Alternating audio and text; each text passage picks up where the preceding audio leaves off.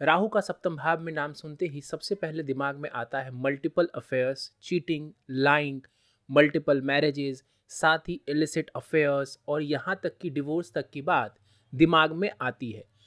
लेकिन ये बात हमेशा सही नहीं होती। नमस्कार, स्वागत है आप सबका एक बार फिर से हमारे YouTube चैनल के ऊपर। आज के कार्यक्रम में हम राहु के 7th हाउस में होने के प्रभाव को समझेंगे। हमें पता है कि 7th हाउस विवाह का है, पार्टनरशिप का है और नित्य आप जिन लोगों से मिलते हैं, जिन क्लाइंट्स से मिलते हैं, ये भी आपको 7th हाउस से ही देखने को मिलता है। ऐसे भाव में राहु देव विराजमान हो जाए तो क्या प्रभाव देंगे? देखिए, सबसे पहले समझते हैं कि राहु जो है ना, ये एक बहुत ही अनकन्वेंशनल और अनऑर्थोडॉक्स प्लैनेट है। यानी कि जो भी चीज़ है, जो भी ट्रेडिशनल चीज़ें आप जानते समझते हैं, ये इससे बिल्कुल उल्टा है। ये वो चीज़ है जो नई टेक्नोलॉजी को दर्शाता है, ये वो है जो आज तक हमें पता नहीं है। जितनी भी नई चीज़ें हैं, ये सब हम राहु से देखते हैं। ट्रेडिशंस को तोड़ना, ये भी आप राहु से ही देखते हैं। सबसे ज़्यादा मटेरियलिस्टिक प्लैनेट अगर कोई है तो वो राहु है। साथ ही साथ out of the box thinking जो कोई नहीं सोच सकता है, वो राहु सोच सकता है। तो ऐसा राहु अगर 7th में बैठेगा तो सबसे पहले ये अनऑर्थोडॉक्स और अनकन्वेंशनल मैरिज देने वाला होगा। मतलब साफ है कि ट्रेडिशनल शादी से इतर अलग हटके व्यक्ति विवाह करना चाहेगा, चाहे वो इंटरकास्ट हो, इंटर रिलीजन हो, किसी फॉरेनर से हो। यहाँ पर बेसिकली राहु आपको आपकी बिरादरी से अलग जो लोग हैं उनके साथ आपकी कनेक्शन को ज़्यादा बेटर तरीके से रखने वाला होगा। आपको उन लोगों के साथ ज़्यादा अटैचमेंट होगी जो आपसे अलग बिरादरी के हैं। और यहाँ पर अटैचमेंट की बात मैं विवाह के संदर्भ में कह रहा हूँ। तो यहाँ पर जब विवाह देता है राहु तो अनकन्वेंशनल शादी देता है, ट्रेडिशनल विवाह नहीं देता है। पहला बिंदु। दूसरा, जब यहाँ पर बैठा हुआ राहु विवाह करवा देता है, जिस भी तरीके का विवाह आप चाहते हैं वो जब ये करवा देता है, उसके बाद चूंकि ये भ्रम का भी कारक है, तो आम तौर पर हस्बैंड वाइफ के बीच में ये राहु वहम पैदा करता है, शक पैदा करता है। किस बात का? तो चीटिंग का। एक दूसरे के ऊपर शक करना, एक दूसरे के ऊपर वहम करना, ये भी इसी राहु की देन है जब ये 7th हाउस में बैठता है। विवाह में धोखा मिलना, कई बार आप सुनते हैं और आजकल तो ये काफ़ी ट्रेंड चला है, हम न्यूज़ में भी सुनते हैं कि कईयों को विवाह में धोखा मिला।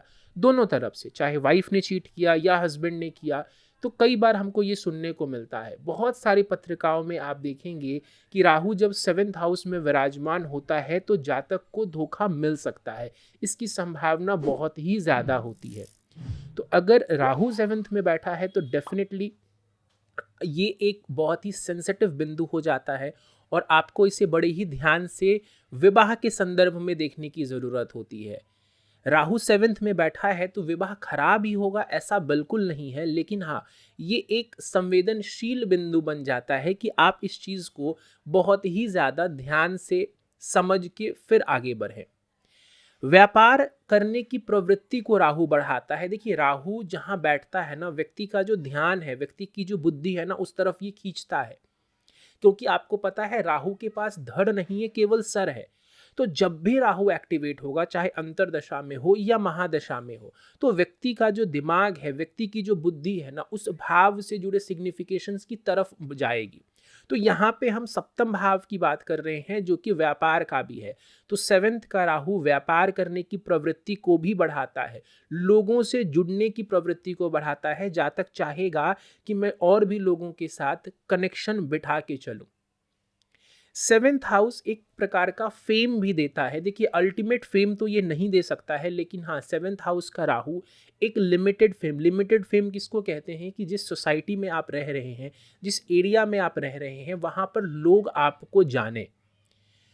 भले ही आप कोई विशेष काम कर रहे हैं या नहीं कर रहे हैं, लेकिन 7th हाउस का राहु ये ज़रूर देगा कि आसपास के जो लोग हैं ये आपको जाने। अब ये जानना एक अच्छे संदर्भ में हो सकता है। अगर राहु ठीक ठाक स्थिति में 7th में बैठा होगा तो आपको लोग पॉजिटिव चीज़ों के लिए जानेंगे। अगर राहु खराब स्थिति में यहाँ पर होगा तो लोग आपको बुरे चीज़ों के लिए जानेंगे या आपका मखौल उड़ाने के लिए आपको जानेंगे। मान लीजिए आपसे कोई गलती हो गई और उस बात का प्रचार प्रसार हो गया, तो उस चीज़ के लिए लोग आपको जानेंगे। कई बार होता है ना कि हमारे पर्सनल लाइफ में कुछ परेशानी चल रही होती है और लोगों के बीच में उसका मखौल उड़ जाता है अगर उन्हें पता लग जाए।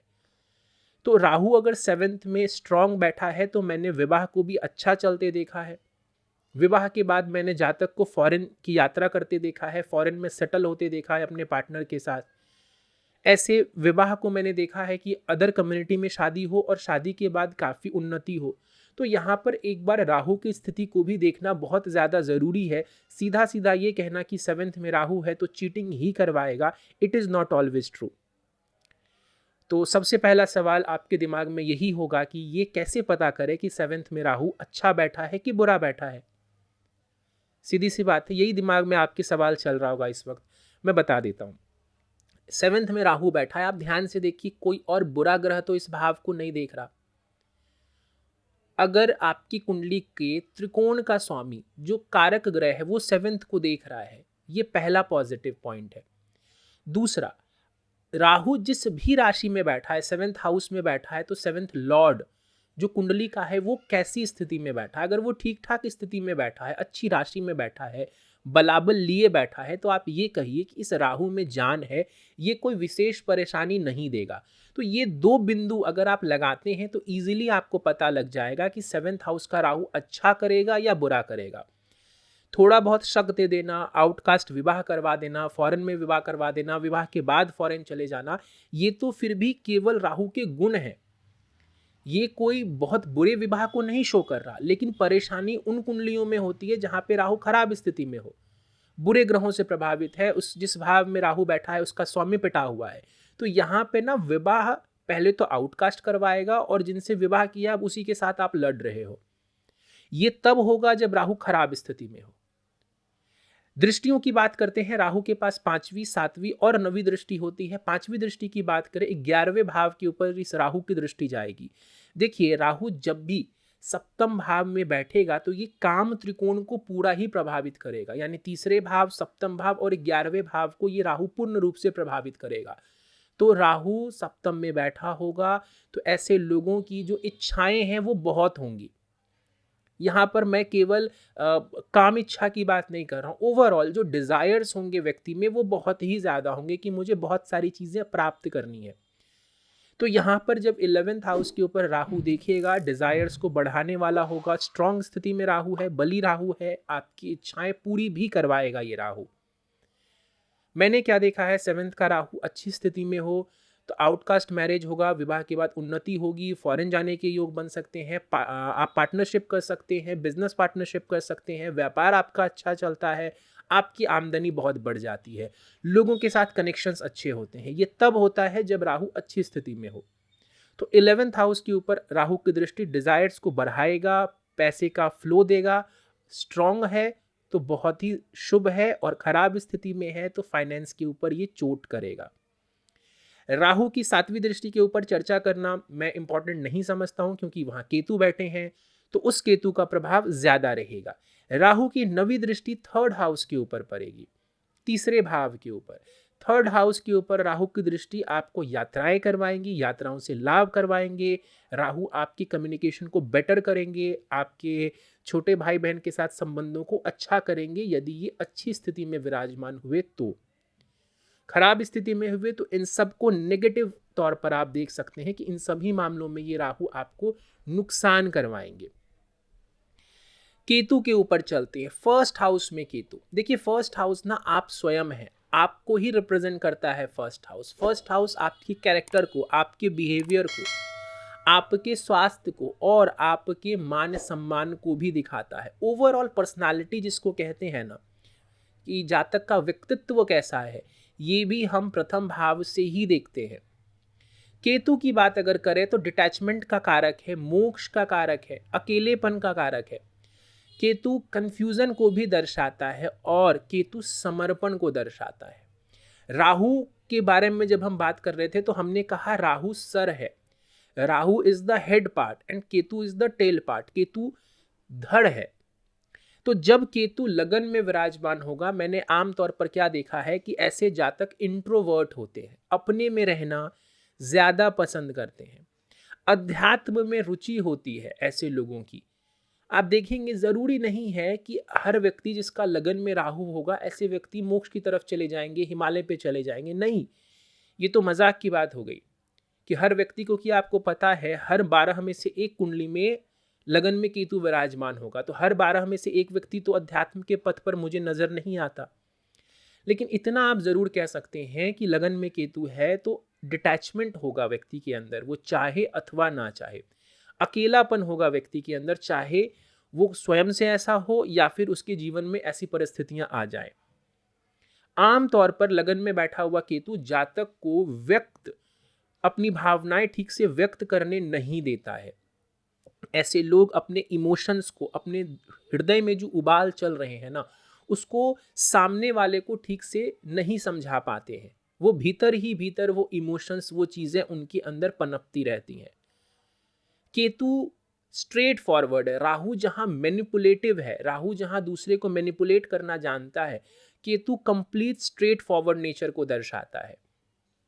लगन का केतु जातक को अधिक गुस्सा दे सकता है, अग्रेशन दे सकता है। अब अगर आप ध्यान से समझें तो एक तरफ हम इंट्रोवर्ट की बात कर रहे हैं, दूसरी तरफ हम अग्रेशन की भी बात कर रहे हैं, तो थोड़ा सा यहाँ पर अगर आप ध्यान से देखें ना तो ऑपोजिट लगता है, ये चीज़ें थोड़ी ऑपोजिट लगती हैं। तो कैसे तय करें कि यहाँ पर अग्रेशन होगा इस चार्ट में या फिर इंट्रोवर्ट नेचर, अकेले रहना, शांत रहना, क्या बोलेंगे हम? बहुत सिंपल तरीके से समझिए, अगर केतु मंगल की राशि में है, केतु सूर्य की राशि में लगन में है, केतु सूर्य अथवा मंगल से प्रभावित है, तो आप अग्रेशन कहिए, आप कहिए कि जातक लड़ाकू प्रवृत्ति का होगा, गुस्सा जल्दी आएगा। लेकिन यहाँ पर शनि की राशि में केतु बैठा हुआ हो, शनि गुरु जैसे ग्रहों से प्रभावित हो, तो जातक शांत स्वभाव का होगा। केतु लगन में बैठा हो तो ऑकल्ट में रुचि मैंने देखी है कि ऐसे लोगों को ज्योतिष वगैरह की जो विद्याएं हैं उसमें बहुत रुचि रहती है। पराविद्या जितनी भी हैं उनमें रुचि रहती है, चाहे तंत्र मंत्र हो गए या बाकी चीज़ें जो दुनिया में बहुत उसकी चर्चा नहीं होती है, उस पर उनका ध्यान ज़रूर जाता है। मिस्टीरियस होते हैं, अपने बारे में ज़्यादा बात करना पसंद नहीं करते, अपनी लाइफ को बहुत ज़्यादा लोगों के सामने लाइमलाइट में रखना पसंद नहीं करते हैं। साथ ही साथ खुद के ऊपर इन लोगों का मैंने कम विश्वास देखा है। लगन में केतु होगा ना तो ऐसे लोगों को मैंने देखा है स्वयं के ऊपर कम विश्वास होगा और जीवन में इनको एक्सपीरियंसेस ऐसे होते हैं कि इनको अपने से ज़्यादा ऊपर वाले पर विश्वास होता है। फिर से समझाता हूँ, केतु लगन में हो तो अपने ऊपर ऐसे लोगों को कम विश्वास होता है और आगे जाके इनको भगवान के ऊपर या जिस भी ईश्वर को ये मानते हैं या जिस भी ऊर्जा को, एनर्जी को ये मानते हैं, उसके ऊपर इनको ज़्यादा विश्वास होता है। केतु लगन में होना तो जातक कंप्लीटली कंफ्यूजन में रहे, इसको भी ये दर्शाता है, क्योंकि इसके पास सर नहीं है, धड़ है, तो ये कंप्लीट कंफ्यूजन को भी दर्शाता है। अगर आपके भी लगन में केतु है और आप डायरेक्शन लेस फील कर रहे हैं लाइफ में, तो आपको मैं एक बहुत प्रैक्टिकल और अच्छी सलाह दूंगा कि किसी को जीवन में गुरु बना ले। कोई भी हो सकता है, फादर हो सकते हैं, कोई एक्चुअल गुरु हो सकता है, बड़ा भाई हो सकता है, जिसके ऊपर आपको फेथ है, उसको गुरु बना लें और उससे पूछ कर, उससे गाइडेंस लेकर के अगर आप काम करते हैं तो ये केतु भी आपको बहुत ज़्यादा फायदा पहुंचाएगा। बट ध्यान रखिएगा, जिसको आप गुरु मान रहे हैं उसके प्रति आपका पूरा समर्पण होना ज़रूरी है। अब यहाँ पर केतु पॉजिटिव है, नेगेटिव है, इसको देखने के लिए भी सेम नियम आप लगाइए कि केतु को कौन से ग्रह देख रहे हैं। जैसे मैंने राहु के विषय में बताया, और केतु जिस राशि में बैठा है उसका स्वामी कैसा बैठा है कुंडली में। अगर ये दोनों फैक्टर्स पॉजिटिव हैं तो आप कहिए केतु भले ही मेरे लगन में बैठा है बट ये मुझे नुकसान नहीं पहुंचाएगा, बल्कि केतु आपको हार्डवर्क करने को बहुत प्रेरित करता है। लगन में केतु बैठा हो, शुभ स्थिति में हो, ऐसा जातक लड़के अपने दम पर आगे बढ़ने का मादा रखता है। बस इसको गाइडेंस की ज़रूरत है। लगन का केतु मैंने देखा है कि इसे बस आप गाइड करते जाओ, ये जीवन में बहुत उन्नति प्राप्त करते हैं। तो ज़रूर कोई मार्गदर्शक आप रखो जो आपको सही से गाइड करे, ताकि आपकी जीवन की उन्नति बाधित ना हो। चलिए, उम्मीद है राहु केतु के प्रभाव को सप्तम और लगन में आपने अच्छे से समझा होगा आज के कार्यक्रम में। कार्यक्रम पसंद आया तो वीडियो को लाइक ज़रूर करें। कोई क्वेरी है, कोई प्रश्न है इस वीडियो से जुड़ा हुआ, कमेंट सेक्शन में आप हमें लिखकर भेज सकते हैं। कुंडली विश्लेषण करवाना चाहते हैं, स्क्रीन के ऊपर दिए जा रहे व्हाट्सएप नंबर के ऊपर आप हमसे संपर्क कर सकते हैं। चैनल को सब्सक्राइब नहीं किया है तो चैनल को ज़रूर सब्सक्राइब कर दें। इस वीडियो में फ़िलहाल इतना ही। आप सभी का बहुत बहुत धन्यवाद।